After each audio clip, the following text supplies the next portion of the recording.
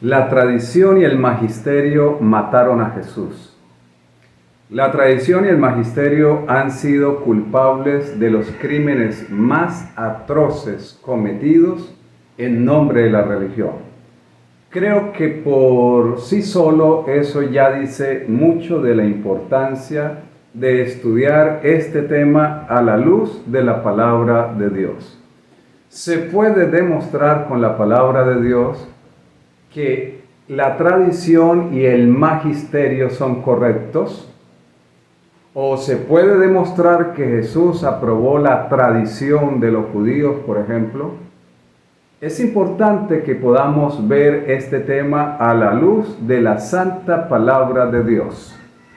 Hola mis hermanos y amigos, es un gusto estar con ustedes para compartir una vez más un valioso tema de la palabra de Dios. Y como les venía diciendo, vamos a abordar el tema de la tradición y el magisterio. La tradición y el magisterio. ¿Por qué? Porque en nombre de la tradición y el magisterio se han cometido muchos crímenes.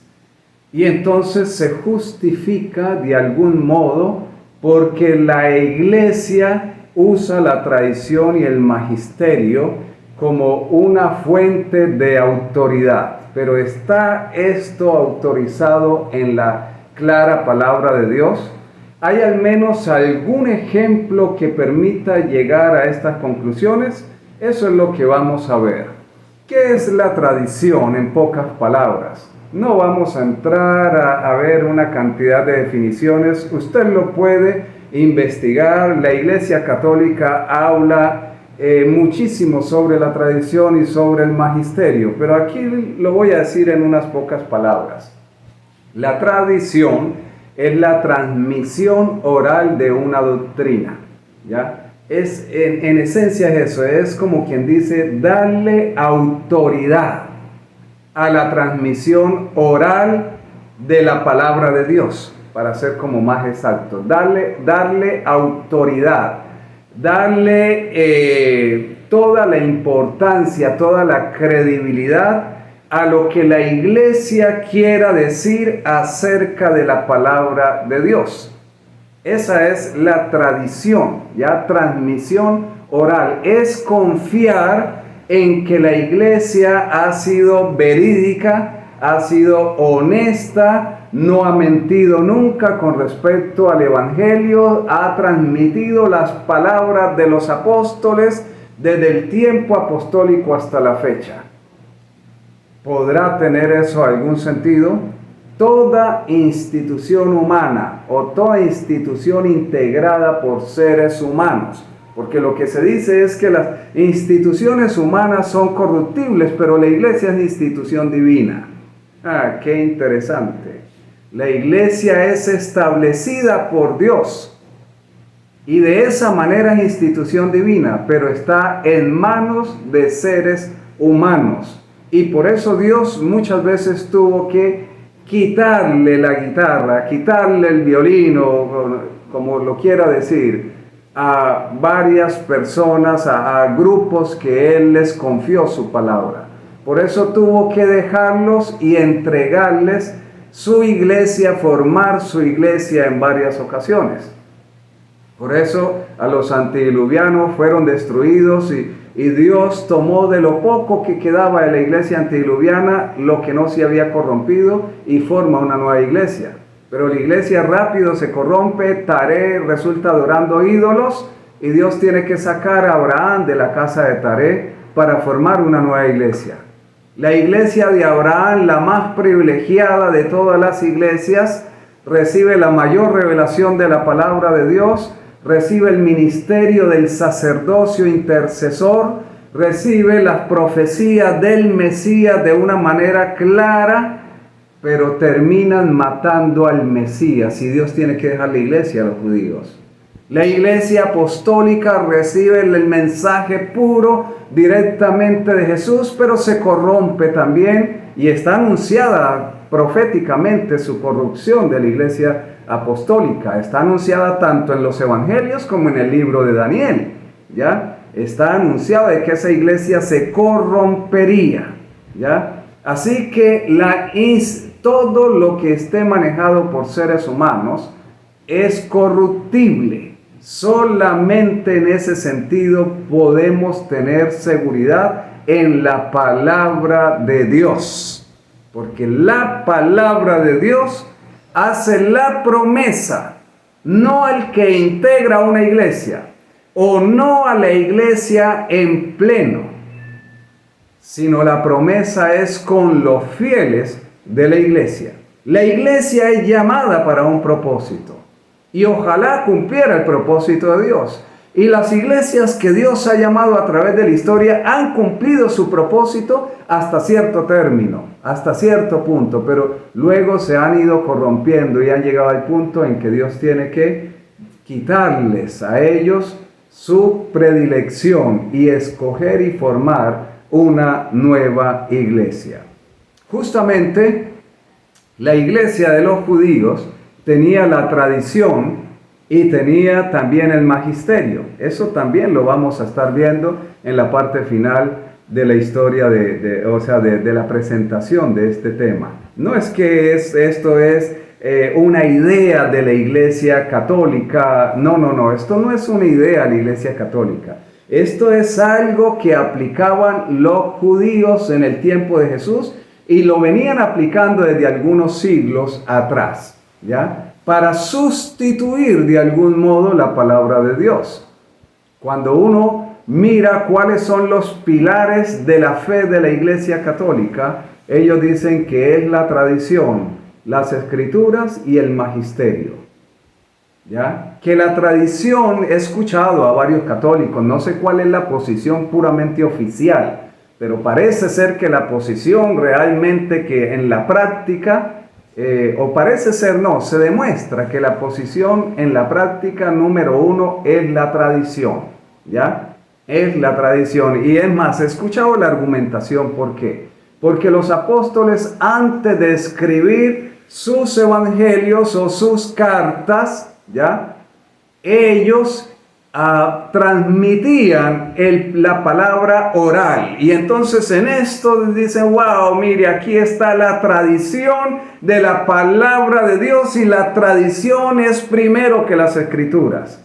Wow, a qué terrible error conduce cuando llegamos a este tipo de razonamiento. Afortunadamente, amigo católico que me escucha, este tema es mayormente, digamos, para usted sería la mayor bendición escuchar este tema.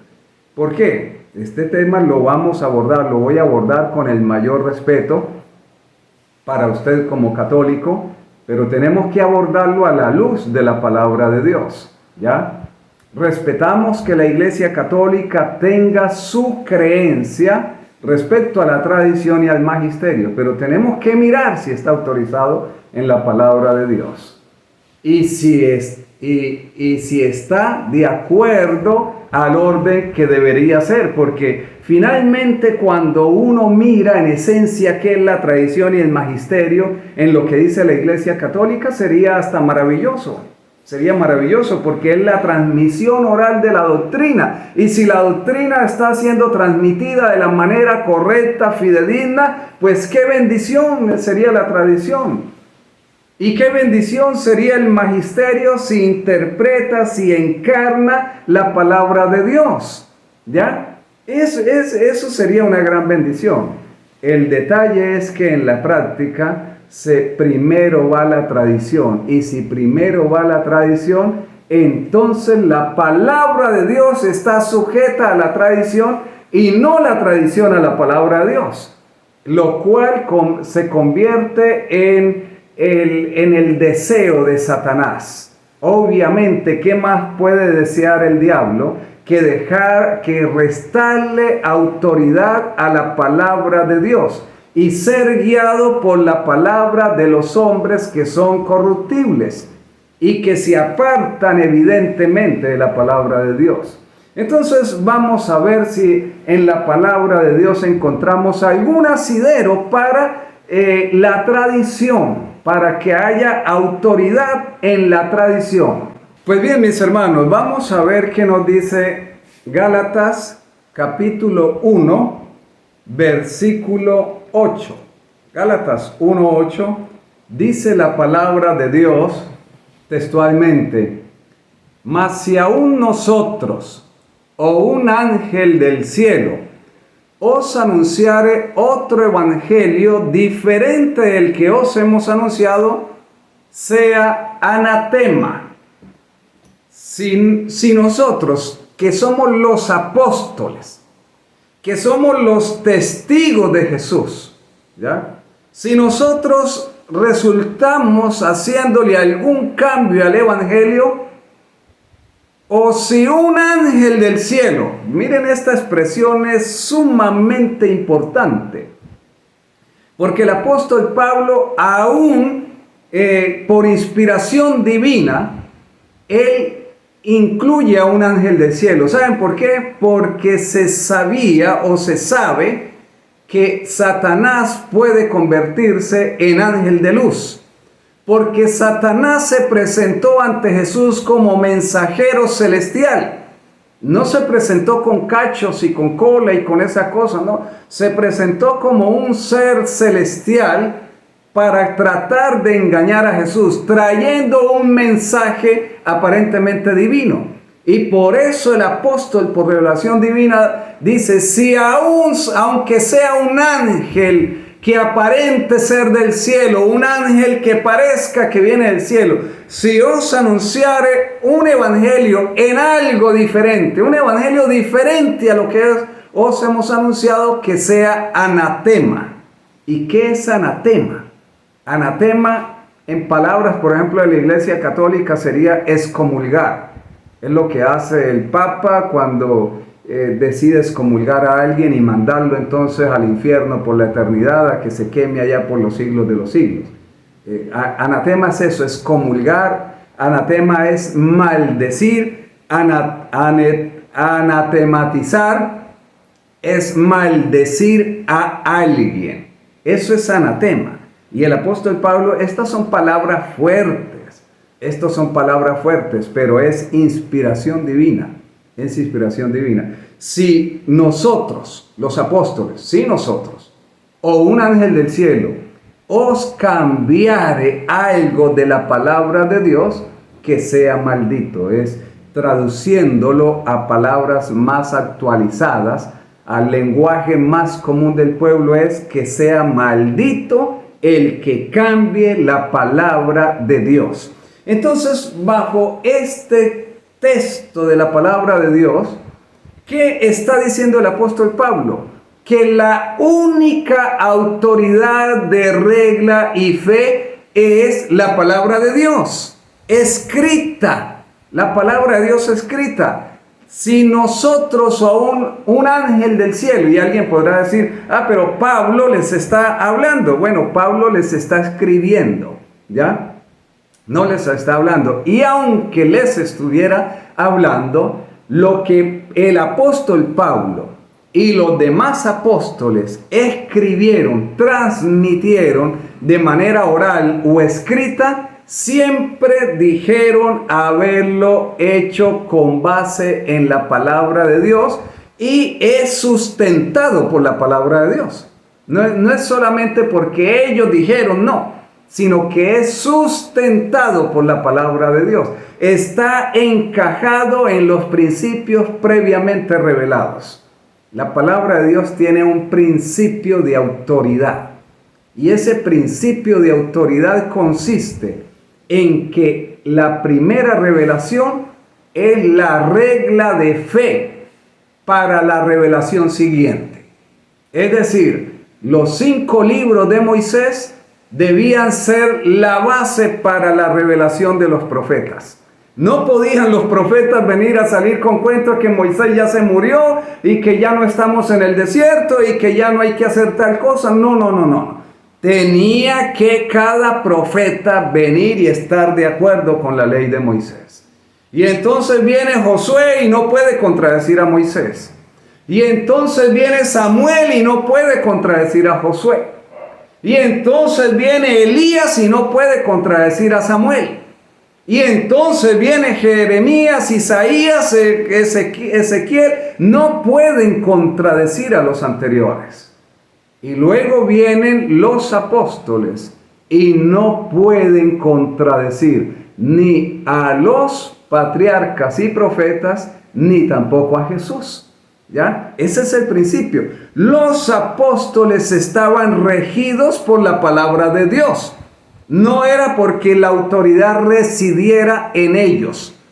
Ellos eran canales de bendición para la iglesia, siempre y cuando estuvieran afianzados en la palabra de Dios. Es importante. Y Pablo, sabiendo lo que se venía a la iglesia, Hoy como siempre, no voy a ser exhaustivo porque a la gente no le gusta las presentaciones exhaustivas, porque hay un montón de textos que podríamos probar, pero me gusta ir a las cosas así puntuales, contundentes, y podemos mostrar evidencia de que aún en la iglesia apostólica ya habían enemigos que estaban entrando encubiertamente a pervertir la fe. Y por eso los apóstoles se preocupan en establecer el fundamento de la fe en la palabra de Dios, cuya autoridad fundamental residía en Jesús, cuya última autoridad ya estaba plenamente basada en Jesús. Por ejemplo, ¿qué nos dice Efesios? ¿Qué nos dice Efesios 2:20? ¿Ya? ¿Qué nos dice Efesios 2:20? Dice la palabra de Dios: edificaos sobre el fundamento de los apóstoles y profetas, siendo la principal piedra del ángulo Jesucristo mismo. ¿Qué dice el apóstol? Edificaos sobre el fundamento de los apóstoles y profetas.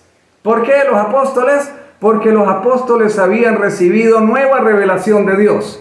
Pero esa revelación estaba plenamente respaldada por los profetas y por Jesús. Entonces él termina rematando diciendo: siendo la principal piedra del ángulo Jesucristo mismo. ¿Ya? Que se le confió a la iglesia la verdad. Sí, se le confió a la iglesia la verdad. Para que la iglesia hiciera lo que quisiera con la verdad, no.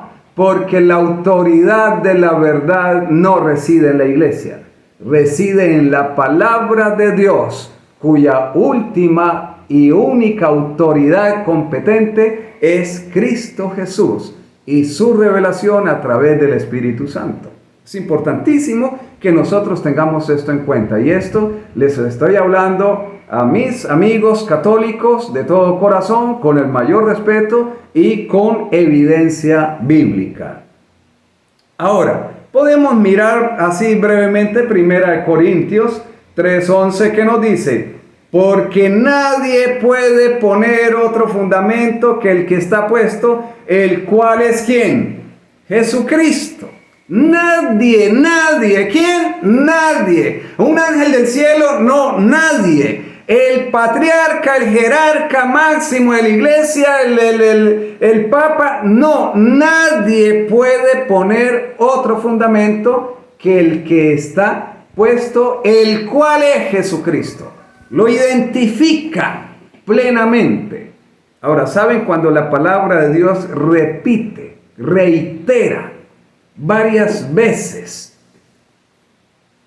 un tema específico, es porque es de suma importancia, es porque es de vida o muerte, es porque el no tomarlo en cuenta de acuerdo a la palabra de Dios significaría la pérdida eterna, significaría la condenación, y por eso Dios pone suficiente evidencia para que nadie vaya a caer en el abismo sin tener la absoluta certeza para dónde va.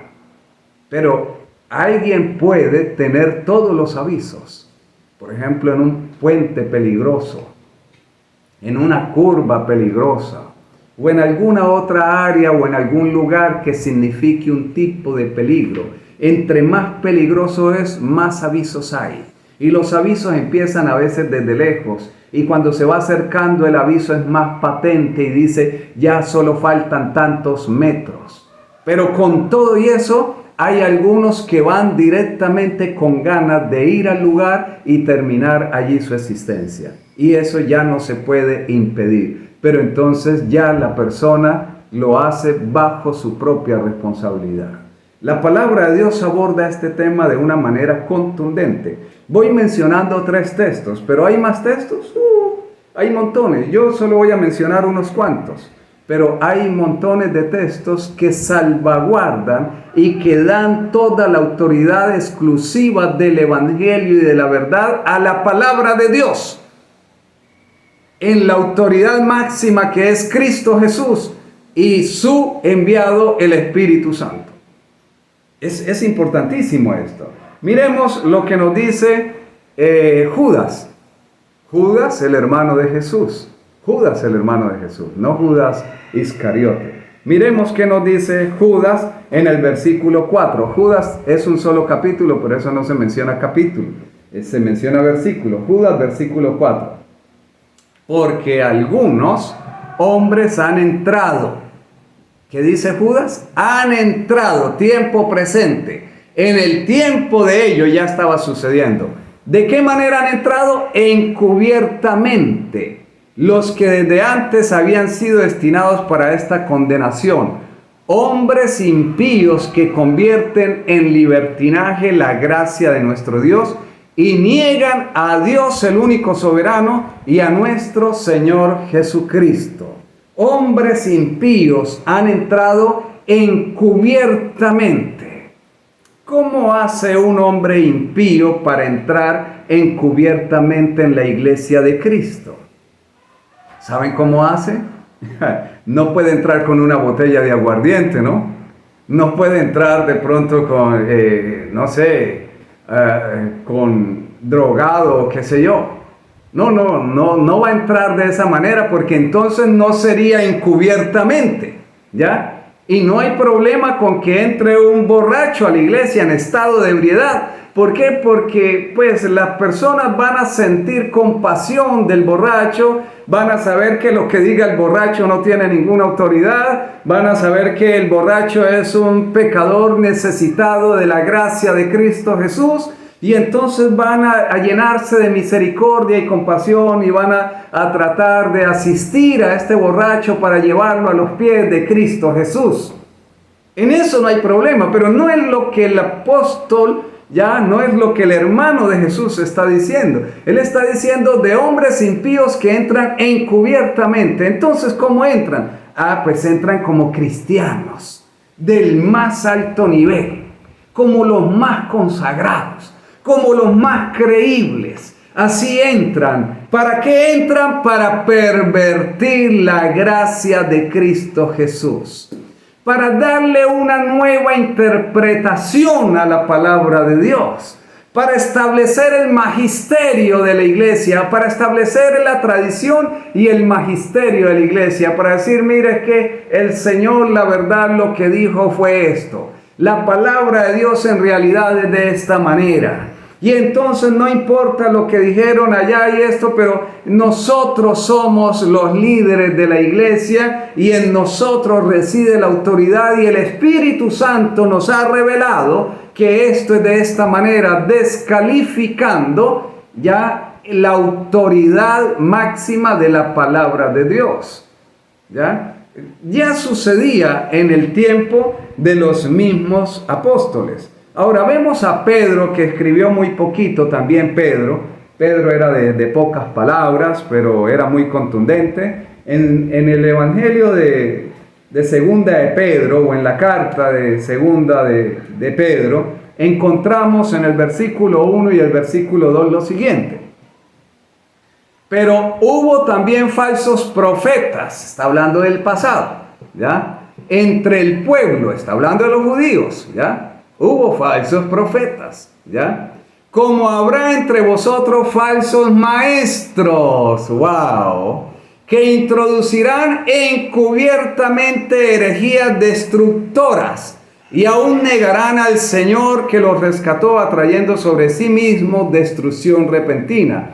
Y muchos seguirán sus disoluciones, por causa de los cuales el camino de la verdad será blasfemado. esto es muy contundente.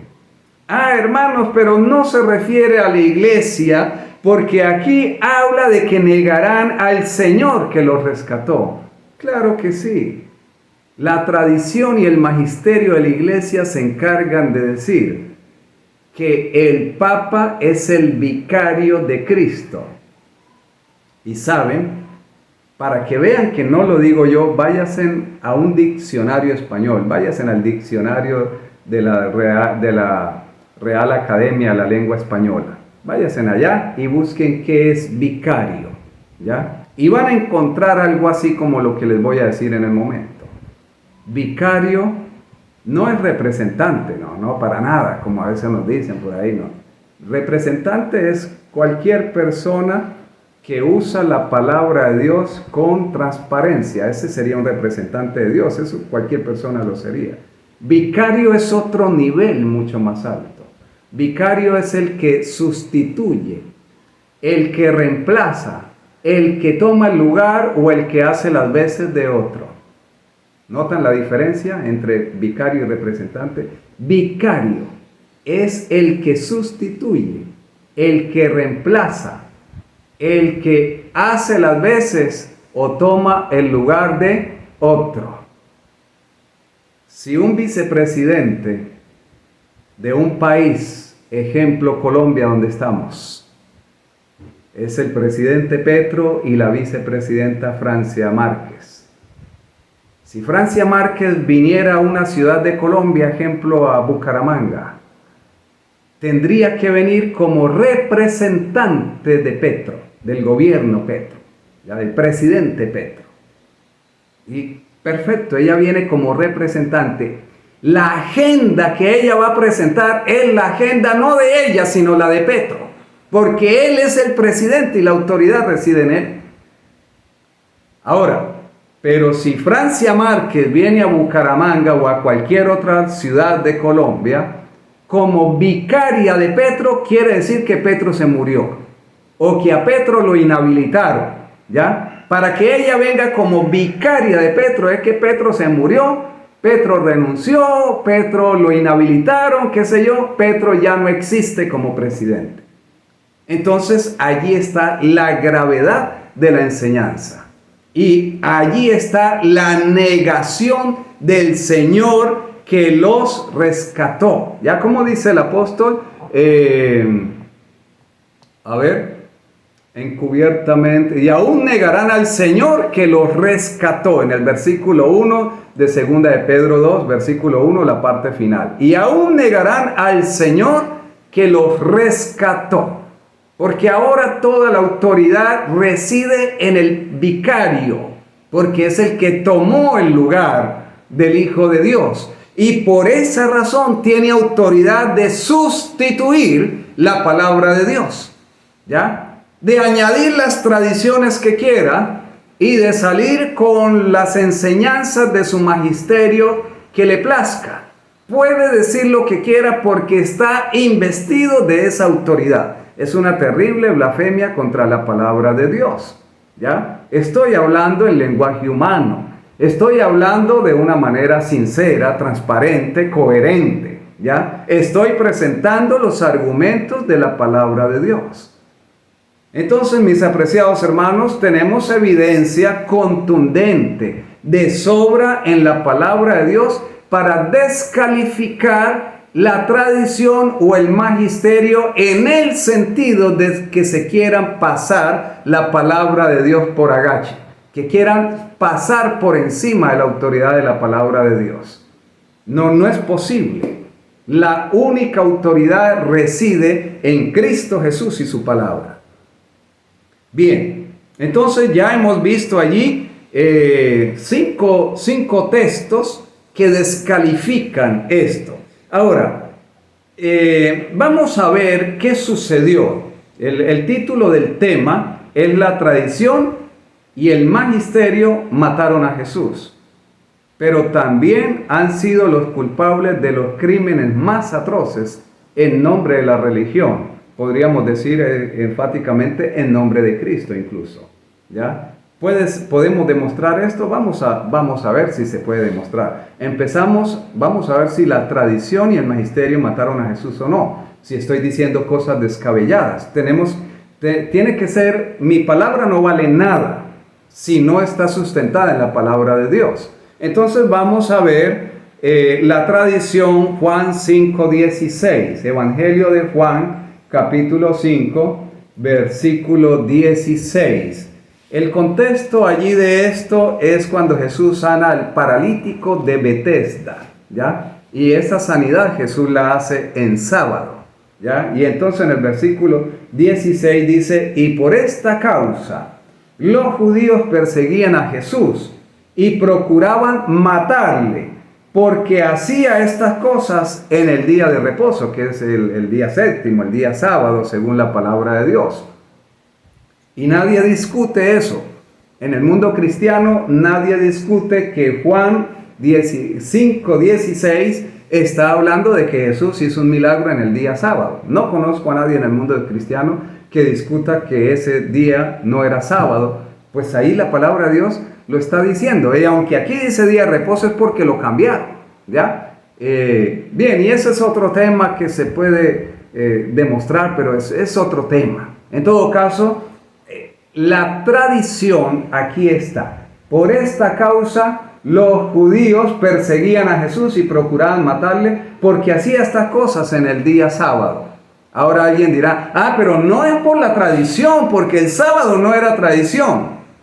Mis queridos hermanos y amigos, el sábado de los 10 mandamientos, es decir, el cuarto mandamiento de la ley de Dios, no es tradición. Pero ustedes sí saben que el sábado que observaban los judíos, fariseos, saduceos, herodianos y todas las líneas religiosas de los judíos, todas ellas guardaban el sábado basado en la tradición. Es decir, el mandamiento como tal es bíblico, no es tradición. Pero la forma en que se aplicaba y se interpretaba había sido dado por la tradición, no por la palabra de Dios. Nunca por la palabra de Dios. Sobre el sábado habían alrededor de unas 500 leyes en la tradición de los judíos. ¿Y cuántas? ¿Dónde aparece alguna de ellas en la palabra de Dios? En ningún lado. El mandamiento de Dios es claro, es explícito. ¿Qué es lo que se podía? ¿Qué es lo que no se podía hacer el sábado? El principio del mandamiento es santificar el sábado, y santificarlo es dedicarlo para Dios, y dedicarlo para Dios incluye atender a las personas en extrema necesidad, en sanidad, ¿ya? Entonces, sanar a un enfermo en sábado era violar el sábado para la tradición. Para la tradición era violar el sábado. Para la tradición, no para la palabra de Dios. Jesús violó el sábado en el concepto farisaico, en el concepto saduceo, en el concepto judaico. Jesús violó el sábado, pero no en el de la palabra de Dios escrita, porque Jesús venía a cumplir perfectamente con todo lo que Él mismo a través del Espíritu había revelado. Él es el revelador del Antiguo Testamento. Él fue el que dio las leyes. Él fue el que dio los mandamientos. Y Él venía a someterse a su misma ley y a ser obediente hasta llegar a ofrendar su vida en tu lugar y en mi lugar, mi apreciado hermano. Entonces, aquí encontramos que por violar la tradición, los judíos querían matar a Jesús. Es el testimonio que encontramos de la palabra de Dios. La causa por la que lo querían matar no era por violar la palabra de Dios, era por violar la tradición. Y ahora, la tradición enjuició a Jesús. O sea, la tradición fue la causa del enjuiciamiento a Jesús. Porque la tradición, la enseñanza de Jesús hacía flecos la tradición de los judíos. rompía todo ese manto de corrupción inmundo que ellos habían establecido. Eso lo hacía Jesús. La palabra de Jesús rompía con todo eso. Y tenemos ejemplos varios a los cuales no vamos a entrar en detalle, pero ustedes podrían buscar, por ejemplo, cuando Jesús le dice que bien invalidáis el mandamiento de Dios por vuestra tradición. Porque ¿qué dice el mandamiento de Dios con respecto al deber de los hijos sobre los padres? Honra a tu padre y a tu madre para que tus días se alarguen sobre la tierra que Jehová tu Dios te da. Pero en la tradición los ancianos habían cambiado esto. Mire, el que le diga esto al papá y a la mamá ya no necesita cumplir el mandamiento. ¿Quién tiene la autoridad entonces? Pues la tradición. La tradición. O sea, el mandamiento, el cuarto mandamiento, lo más sagrado de la palabra de Dios tiene que ser lo que Él mismo con su propio dedo escribió. ¿Ya? Pero esta gente, líder de Israel, creía que tenían autoridad para reinterpretar y modificar a su manera la palabra de Dios. Dijeron, no, es que si tú le dices esto a papá y a mamá, ya no tenga cuidado del mandamiento. Ya el mandamiento no importa. Ya tú puedes desamparar a papá y a mamá, puedes dejarlos morir de hambre. Tú tienes tanta riqueza, sí, tienes tantos millones de dólares. Bueno, dile a papá que esa ofrenda, que esa riqueza que usted tiene es una ofrenda para Dios. ¿Ya? Que esa es una ofrenda para Dios y ya tú no tienes compromiso con papá y mamá. ¡Qué maravilloso! ¿Por qué? Porque Dios es más importante, entonces el padre y la madre quedan en segundo lugar. ¡Oh, qué maravillosa reflexión! ¡Qué profundidad teológica! Ese es el argumento humano. ¿Es más importante Dios? Claro que es más importante Dios. Pero Dios es el legislador y Dios primero da unos mandamientos que tienen que ver con Él.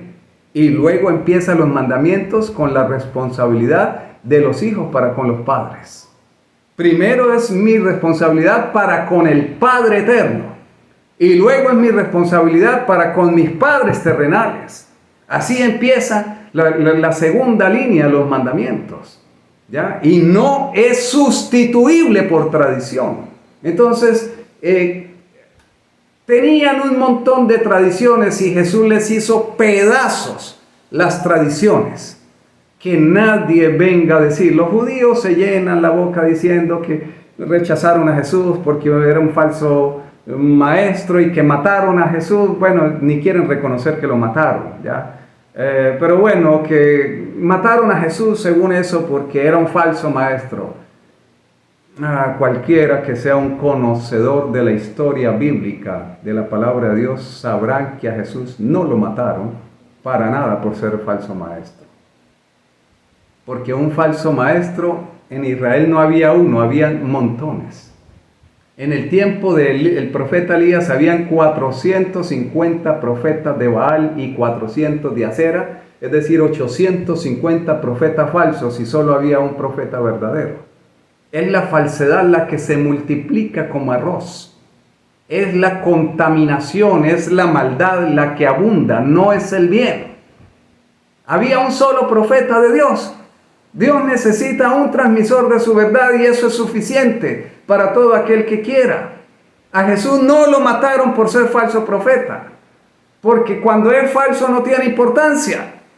No hay tanto odio, pues es falso. Se demuestra que es falso. A Jesús lo mataron porque puso en evidencia la extrema corrupción del sistema del momento. Porque la tradición y el magisterio habían corrompido en extremo la religión.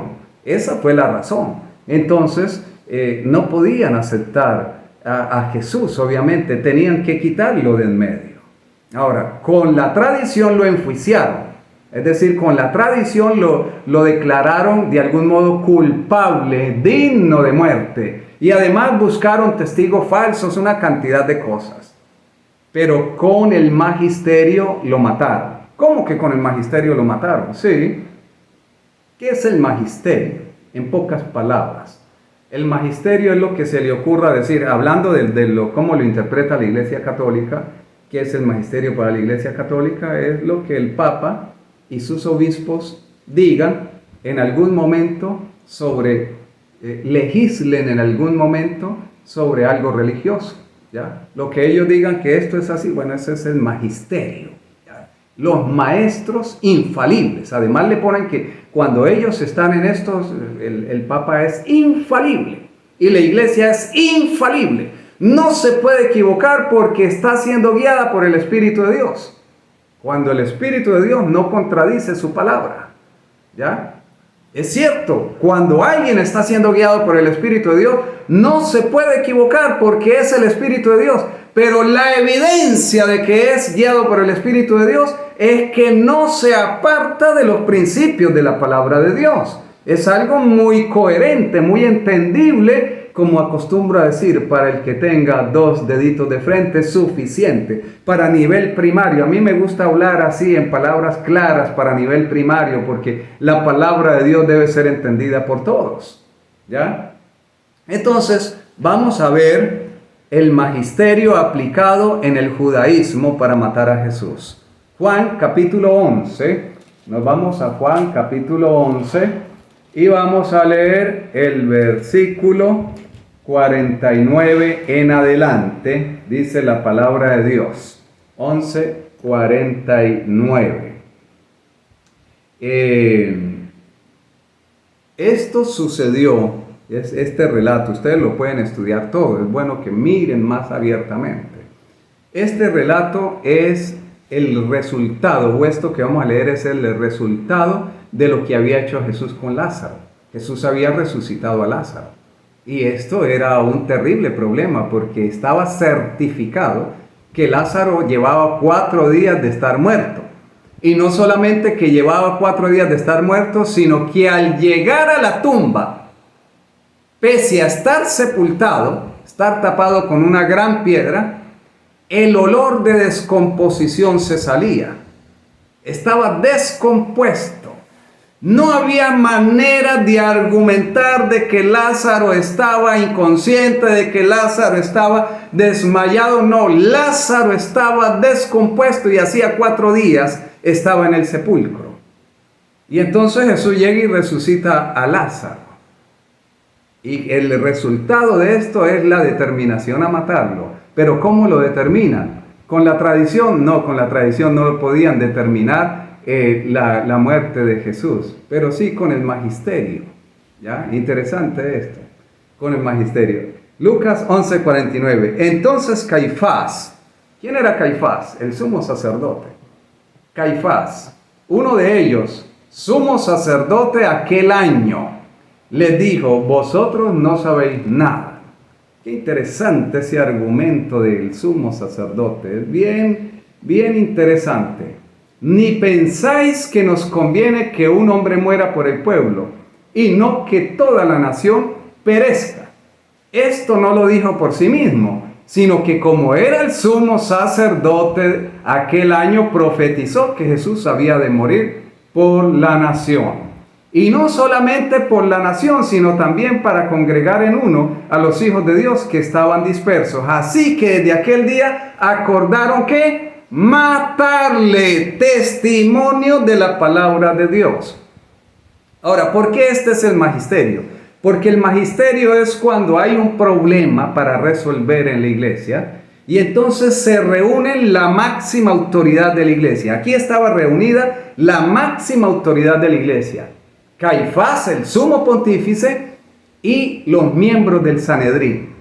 ¿Ya? Allí estaba la crema innata de la iglesia judía.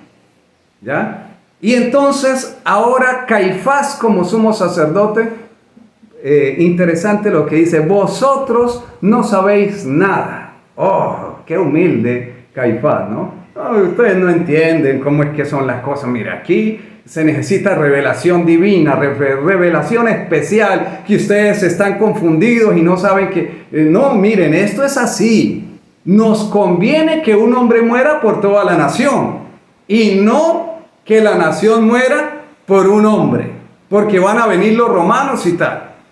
Qué bajo Caifás, qué inmunda reflexión, qué cosa tan asquerosa cuando se habla de esa manera.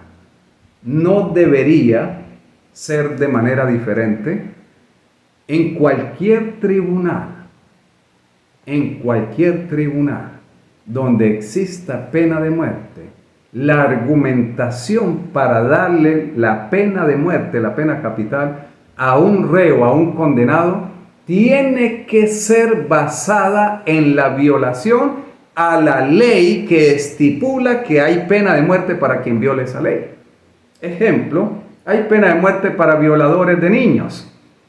Entonces, mire, pero este hombre no ha violado ningún niño, ¿ya? Este hombre no ha violado ningún niño, pero nos cae tan mal, ¿ya? Es un enemigo tan tremendo y nosotros tenemos que matarlo para poder tener paz, para que estemos tranquilos, porque no nos gusta, nos cae mal el hombre, la verdad nos cae mal, lo que él enseña nos cae mal, entonces debemos matarlo por esto.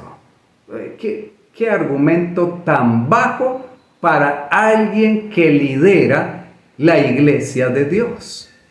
Y desde aquel día el magisterio de la iglesia decidió matar a Jesús.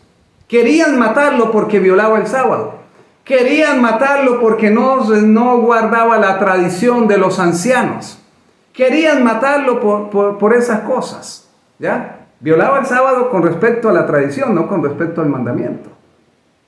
Querían matarlo por eso, pero ahora dicen, no, es que, mire, vamos a reunirnos los líderes más importantes de la iglesia. Y Caifás dice, no, es que mire, si no lo matamos a uno, aquí va a ser algo justo, va a ser algo correcto, va a ser algo racional. Nos conviene que muera uno y no que toda la nación vaya a perecer. ¿Y por qué dijeron eso ellos? Porque acababa de resucitar a Lázaro. Y era tan contundente la evidencia de que este hombre era el Mesías, que todo mundo lo iba a aceptar. Todo el mundo lo iba a aceptar. Eso fue lo que los políticos religiosos, ¿ya? Porque en realidad era más una manada de políticos corruptos con el título de religión, de religiosos, ¿ya? Entonces, esto fue lo que esta gente acordó para matar a Jesús. Miren lo peligrosísimo que es la tradición y el magisterio cuando se apartan de la palabra de Dios, cuando pasan por encima de la palabra de Dios. ¿Había alguna autorización en la palabra de Dios para la tradición del sábado que tenían los judíos? Ninguna. ¿Había alguna autoridad de la palabra de Dios para la conclusión a la que llegó el magisterio de la iglesia para matar a Jesús? Ninguna, absolutamente ninguna. Además de eso, violaron todas las demás reglas. No se podía juzgar a una persona de noche. Debían convocar a todos, no los convocaron a todos. A los que estaban a favor de Jesús no los convocaron. Violaron un montonón de reglas, buscaron testigos falsos, cosa que sería punible de muerte para el que lo hiciera. Es decir, el mismo sumo sacerdote incurrió en pena de muerte bajo la dirección de la palabra de Dios. Ahora, eso hizo la tradición y el magisterio en la iglesia judía. ¿Y qué ha hecho la tradición y el magisterio en la iglesia católica? Cosas igual de aberrantes, pero en mucho más número. La iglesia reconoce porque pues, es evidente, la historia está, no se puede borrar. La iglesia tiene que admitir que por 1260 años persiguió, mató de una manera terriblemente criminal a los que ellos llamaban herejes. ¿Y por qué los mataban? basados en la tradición y la ejecución era por el magisterio de la iglesia. La ejecución era, no existe en la historia de toda la Inquisición de la Iglesia Católica, cuando aplicó la Inquisición, no existe en la historia de una persona cristiana que hayan llevado a la Inquisición y que lo hayan vencido con la palabra de Dios. No existe la historia de uno solo que hubieran podido vencer con la palabra de Dios. Le aplicaron la tradición, cuya autoridad residía en ellos mismos, y le aplicaron el magisterio de la iglesia, cuya autoridad residía en ellos mismos. ¿Y por qué la iglesia no lo hace ahora? Bueno, porque no está autorizada para hacerlo. La iglesia perdió ese poder en el año 1798, cuando el general Berthier tomó preso al Papa Pío VI y le quitó todo su poder militar. Y por eso no continuó. Pero lo han dicho de que si recuperan el poder, tan pronto lo recuperen, lo harán de nuevo. Porque la argumentación de siglo tras siglo es que Roma no cambia. La argumentación es esa, Roma no cambia. Y se acepta la herejía o se acepta a los herejes, no la herejía, sino a los herejes, entre comillas, para ellos, solo cuando la iglesia no tiene el poder. Entonces, miren lo que es de delicado esto. Sinceramente, me da tristeza cuando miro a algunas personas hablar tan emocionadas de la tradición y del magisterio de la iglesia, confiriéndole una gran autoridad. ¡Wow! ¡Qué tremendo! Y tiene que la palabra de Dios ser sometida a la tradición y al magisterio. Entonces la palabra de Dios se convierte en un adorno. La palabra de Dios se convierte en un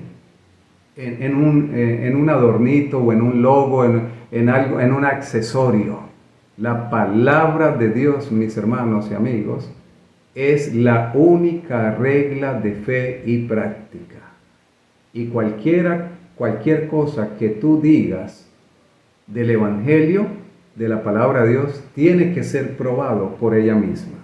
No importa qué cargo tenga usted en la iglesia, no importa quién sea, el Papa, para actuar en concordancia, para ser una persona respetable, tendría que demostrar que está regido estrictamente a la palabra de Dios. Y si no lo puede demostrar, entonces sencillamente es suficiente para que usted abra los ojos y sepa para dónde va. Que Dios te bendiga, es mi deseo y oración. Bueno, mis amigos y hermanos, Dios les bendiga. Si usted ha considerado que este tema es valioso, les invito a que por favor lo compartan. Número 1, que lo compartan. Número 2, que se suscriban ojalá al canal para que de esa manera más fácilmente le lleguen los mensajes, ¿verdad? Se suscriban, activen la campanita, pero también para que hagan sus comentarios, claro está, de manera respetuosa, de manera apropiada, de manera cristiana. En este canal presentamos argumentos de la palabra de Dios. No presentamos argumentos personales y los abordamos de una manera objetiva y estamos dispuestos a corregir si se nos demuestra que estamos equivocados. Tenemos la humildad para corregir. Si hay que corregir algo, entonces lo corregimos, ¿ya? Que Dios les bendiga.